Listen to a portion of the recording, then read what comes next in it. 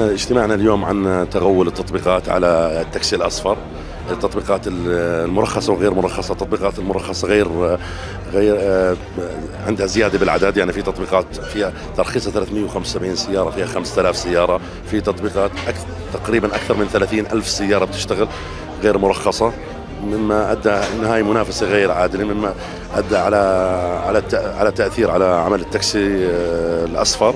أنتم تعلموا أنه الآن لقاءنا هذا مع أعضاء لجنة النقل في مجلس النواب للحديث على آخر التطورات والمعاناة اللي يعانيها قطاع النقل بشكل عام، التاكسي الأصفر. وإحنا أكثر شيء يعني متضررين فيه الآن والقطاع كامل، مش بس التاكسي الأصفر، عندك السرفيس، عندك الباصات النقل العام، هي كمان متضررة من هذا الموضوع اللي هي التطبيقات اللي غير مرخصة والمرخصة. سيدي، الفكرة اللي احنا بنحكي فيها انه يجب على سائقين التاكسي وملاك سيارات التاكسي انهم يتجمعوا تحت مظلة واحدة من خلال النقابة لوجود تطبيق بضمهم بجمعهم، ويجب على الحكومة إيقاف جميع التطبيقات الغير مرخصة.